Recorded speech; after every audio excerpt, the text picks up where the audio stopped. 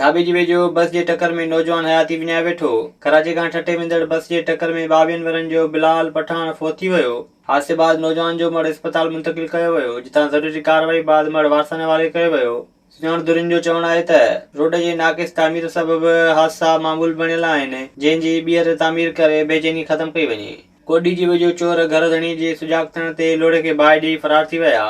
ॻोठ रहीम बख़्श लाशारी में राति जे वक़्तु चोरनि पारां अली गुल लाशारी जे घर मां चोरी जी कोशिश कई वई। घर धणी जे सुजाग थियण जे जवाबदार लोड़े खे बाहि ॾेई फरार थी विया।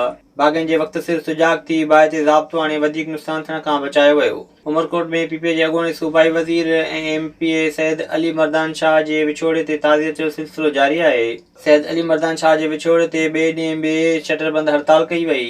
ॻोठ खाराड़ो सैयद में मरहूम सैयद अली मर्दान शाह जे पोयरनि सां मुख़्तलिफ़ धुरियुनि तरफ़ां ताज़ियत कई वई। मरहूम जे भाउ ज़िलई चेयरमैन डॉक्टर सैयद नूर अली शाह, सैयद अमीर अली शाह, म्यूनिसिपल चेयरमैन ख़ालिद सिराज सूमरो ऐं ॿियनि ताज़ियतूं वसूल कयूं। डिगड़ीअ में पीपीएमपीए मीर तारिक टालपुर तरफ़ां स्कूल जे नवनि कमरनि जो इफ़्तिताह कयो वियो।